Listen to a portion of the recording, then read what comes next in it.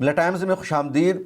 हिंदू और मुसलमानों के बीच में इत्तेहाद की, यूनिटी की एक अजीम शान मिसाल सामने आई है। और जिस तरह मुश्किल घड़ी में गांव के हिंदुओं ने मुसलमान टीचर का साथ दिया, स्टूडेंट्स ने मजहब को देखे बगैर मुत्तहिद होकर सपोर्ट किया, उसकी वजह से उत्तर प्रदेश के मथुरा में बीजेपी के नेताओं को, बीजेपी के एजेंडा को बड़ा झटका लगा है। और वीएचपी और बजरंग दल के जरिए जिस तरह लगातार मुसलमानों को टारगेट किया जा रहा है, मुसलमानों को परेशान किया जा रहा है, पूरा एजेंडा फ्लॉप हो गया है। अभी उत्तराखंड के मोहम्मद दीपक की लगातार तारीफ हो रही है, लोग सपोर्ट कर रहे हैं कि मोहम्मद दीपक ने जिस तरह एक मुसलमान बुजुर्ग का साथ दिया और बजरंग दल के गुंडों के खिलाफ अकेले मोहम्मद दीपक ने लड़ाई लड़ी, उन सबको भागने पर मजबूर किया, उसी तरह का कारनामा मथुरा के नौझील गांव वालों ने अंजाम दिया है।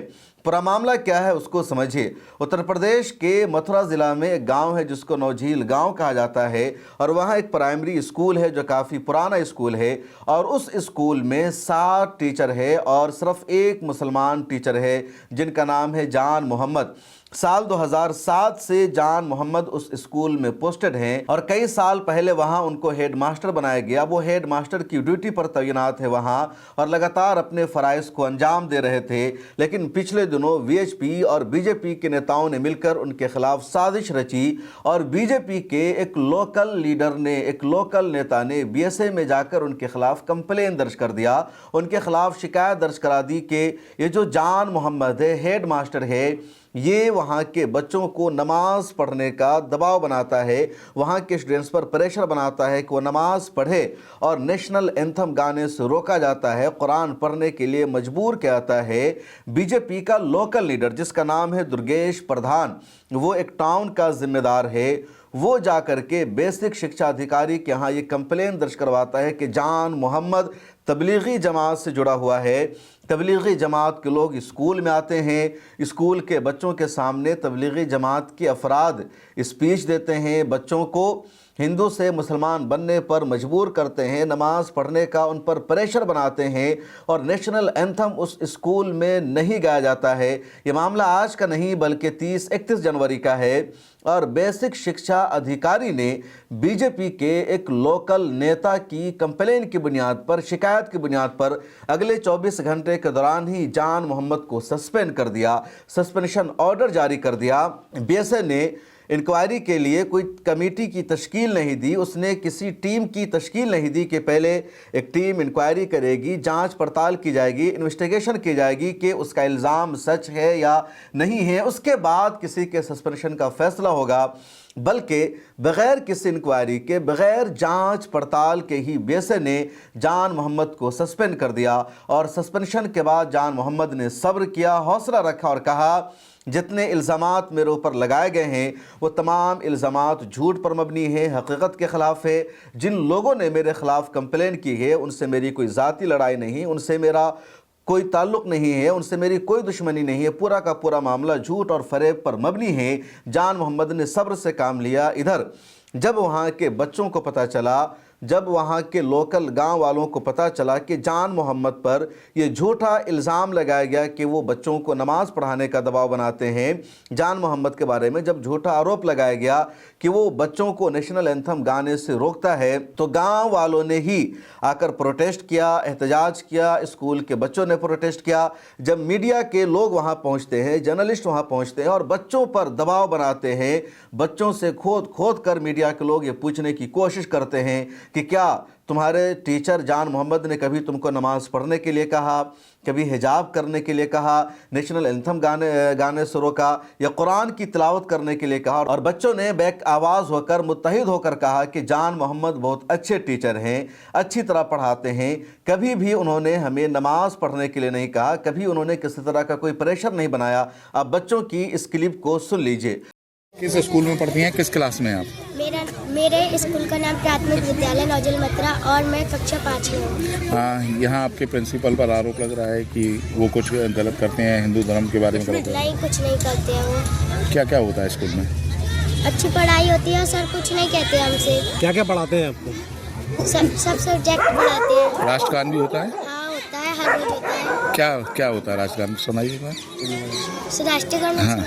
जनगण मन अधिनायक जय हे भारत भाग्य विधाता पंजाब सिंध गुजरात रावण उत्तल गंगा वो विंध्य हिमाचल यमुना जमुना गंगा गंगा चल मनाएंगे। ठीक। बहुत सारे जर्नलिस्ट वहां गए थे, बहुत सारे यूट्यूबर्स गए थे, अजीत अंजुम भी गए थे और सबके सामने बच्चों ने माइक पर कहा जान मोहम्मद अच्छे टीचर है, कभी भी उन्होंने किसी तरह का कोई प्रेशर नहीं बनाया। मथुरा के नौझील में ये जो स्कूल है ये काफ़ी पुराना स्कूल है और इस स्कूल में तकरीबन 235 स्टूडेंट है और 235 स्टूडेंट में 89 यानी 89 स्टूडेंट मुसलमान हैं, बाकी स्टूडेंट्स हिंदू हैं और ये इंडियन एक्सप्रेस की रिपोर्ट है। उसके अलावा इस स्कूल में 7 टीचर है और 7 टीचर का 7 उस्ताद का नाम वहाँ बोर्ड पर लिखा भी हुआ है। 7 टीचर्स में से सिर्फ 1 टीचर मुसलमान है, बकिया 6 टीचर से 6 उस्ताद वहाँ हिंदू हैं और उनमें भी ज़्यादातर महिलाएं हैं। सिर्फ 1 टीचर मुसलमान जान मोहम्मद है और वो हेड मास्टर है पिछले कई सालों से और किसी स्कूल के टीचर ने इनके खिलाफ कंप्लेन नहीं किया, किसी स्टूडेंट्स ने कंप्लेन नहीं किया। बीजेपी के एक लीडर ने कंप्लेन किया और उसी की बुनियाद पर एक्शन ले लिया गया। अब जान मोहम्मद सामने आए, उन्होंने अपनी एक वीडियो जारी करके कहा कि मेरे ऊपर जितने इल्ज़ामात लगाए गए हैं वो सभी इल्ज़ामात झूठे हैं, हकीकत के ख़िलाफ़ है और मेरी तस्वीर गलत अंदाज से पेश की गई है। मैंने कभी भी किसी भी बच्चे को धर्म बदलने के लिए या नमाज पढ़ने के लिए न तो कहा है न मजबूर किया है। जान मोहम्मद ने साफ कहा कि उन्हें हकीकत जाने बगैर निशाना बनाया गया। जिन लोगों ने शिकायत दर्ज कराई वो मुझे जानते तक नहीं हैं, मेरा नाम कभी उन्होंने नहीं सुना। तमाम इल्ज़ामात सरासर झूठे हैं और मेरा किसी भी ऐसे अमल से कोई ताल्लुक़ नहीं है और जब मुझे मौका मिलेगा मैं अपनी बात पेश करूँगा। जान मोहम्मद की इस वीडियो को आप सुन लीजिए। मैं जान मोहम्मद का प्राथमिक विद्यालय नौझील में कार्यरत हूँ। मेरे समझ जो है जो शिकायत हुई है मेरे ऊपर वो निराधार है, उनमें मेरा कोई प्रकरण नहीं है। किसी को कोई गलत फहमी हुई है उसकी वजह से शिकायत हुई है तो मैं उसका जवाब दूंगा। जिन्होंने शिकायत की है और मैं उन्हें जानता भी नहीं हूँ कौन है जिन्होंने शिकायत की है और ना मुझे किसी से शिकायत नहीं है, ना तो गवर्नमेंट से है ना अपने शिक्षा विभाग से है। मैं अपना काम है अपने अच्छी तरह से करूँगा आगे से और जो शिकायत है उनका जवाब दूंगा। हाँ, मेरे बारे में कोई भी है राजनीति ना करे, मैं गवर्नमेंट का काम करूंगा अच्छी तरह से अपने से और मैं अपना पक्ष रखूंगा सामने।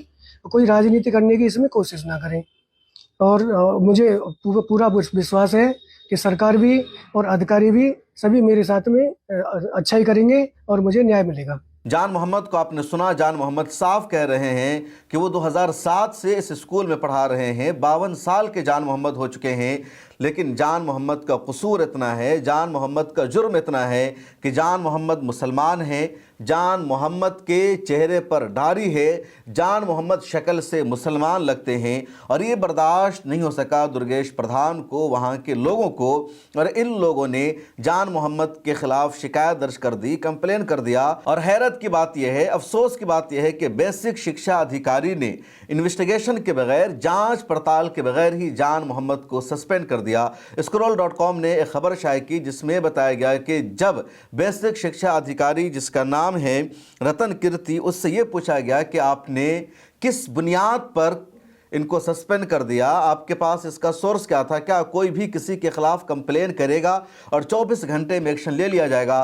तो इसके जवाब में रतन कीर्ति ने कहा कि जांच कमेटी बैठा दी गई है, 2 मेंबर को जिम्मेदारी दी गई है, यानी 2 मेंबर पर मुश्तमिल एक जांच कमेटी तश्कील दे दी गई है जिस बात का फैसला करेगी कि जान मोहम्मद पर जो इल्ज़ाम लगाया गया वो इल्ज़ाम सही है या नहीं है। लेकिन हंगामा हो जाने के बाद, सवाल उठने के बाद, पहले शिक्षा अधिकारी ने बग़ैर इन्वेस्टिगेशन के कमेटी तश्कील दिए, बग़ैर ही सस्पेंड का ऑर्डर जारी कर दिया, जो सरासर जुल्म है, नाइंसाफ़ी है। और जब स्कूल के बच्चों ने मजहबी तफरीक़ से ऊपर उठकर, गांव वालों ने, हिंदू मुसलमानों ने एक होकर जब जान मोहम्मद का समर्थन किया, उनका साथ दिया, बताया जान मोहम्मद बिल्कुल भी गलत नहीं हैं, अच्छे हैं, उनकी वजह से स्कूल में तालीम का मयार बेहतर हुआ है, एजुकेशन अच्छी मिल रही है, बच्चे यहाँ आ रहे हैं, उसके बाद उनके सस्पेंशन को रद्द किया गया है। दोबारा जान मोहम्मद अब स्कूल को ज्वाइन कर रहे हैं। ये खबर अभी तक कंफर्म नहीं हो सकी कि स्कूल को उन्होंने ज्वाइन कर लिया या नहीं किया, लेकिन उनका सस्पेंशन ऑर्डर अब रद्द हो गया है और जान मोहम्मद दोबारा हेड मास्टर रहेंगे नौझील प्राइमरी स्कूल में। और ये सिर्फ मथुरा के एक स्कूल का मामला नहीं है जहां के टीचर पर इस तरह का झूठा इल्जाम लगाया गया, बल्कि इस तरह के मामलात लगातार सामने आते रहते हैं। पिछले दिनों में मेवात में एक स्कूल के टीचर पर इसी तरह का इल्जाम लगाया गया कि स्कूल टीचर हिंदू बच्चों को मुसलमान बनाते हैं, उन्हें मजहब की तालीम दी जाती है, और वहां भी बच्चों ने, उनके पेरेंट्स ने इस बात का इनकार किया। इसी तरह राजस्थान के एक स्कूल में एक टीचर को सस्पेंड कर दिया गया इसी इल्ज़ाम के तहत। और जब राजस्थान के उस स्कूल में स्टूडेंट्स ने, बच्चों ने आकर अपने टीचर का समर्थन किया तो फिर उनके सस्पेंशन को कैंसिल करना पड़ा। अब एक और वीडियो वायरल हो रही है उत्तर प्रदेश के संभल की।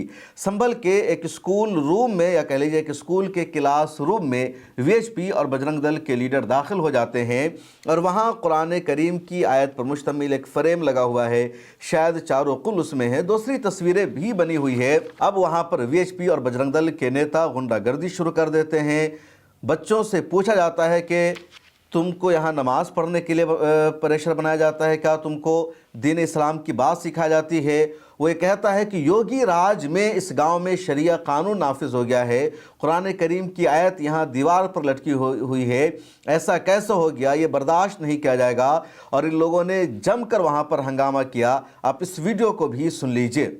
और योगी मोदी के फोटो को दबा के रखा जा रहा है यहाँ। ये योगी की सरकार में इस तरीके का संभल के ये फतेहगढ़ क्षेत्र के गांव का मामला है। सरिया कानून लागू हो चुका है, शायद इस गांव में सरिया कानून लागू हो चुका है, और इतना ही बहुत ही गलत बात है ये बच्चों को मुझे लगता है हिजाब भी बांधना सिखाया जा रहा है। आप देख सकते हैं, दिखाइए इधर दिखाइए। ये अध्यापक लोग इस तरीके से फैला रहे हैं। अध्यापक लोग आपसे ये कहते हैं कि नमाज पढ़े, कहते हैं तुमसे नमाज पढ़ो, बताइए नहीं बताइए, बताओ बेटा।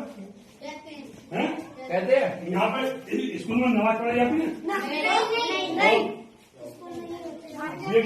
अब मसला यह है कि जिस स्कूल में जाकर इन लोगों ने गुंडागर्दी की है, वहां पर जाकर इन लोगों ने हंगामा किया है, वहां पर हिंदू धर्म की जो मूर्तियां हैं, उनके जो रीति रिवाज है, उसकी चीज़ें भी लिखी हुई है, मूर्तियां बनी हुई है, भगवान की तस्वीरें बनी हुई है, और वहीं पर कुरान करीम की आयत भी लिखी हुई है। मुस्लिम मेजोरिटी इलाका है। अब वहां पर अगर स्कूल में कुरान करीम की आयत लिखी हुई है तो उसका मतलब वहां जाकर हंगामा किया जाएगा, उसके खिलाफ कंप्लेन की जाएगी, इस तरह का झूठा प्रोपेगेंडा किया जाएगा।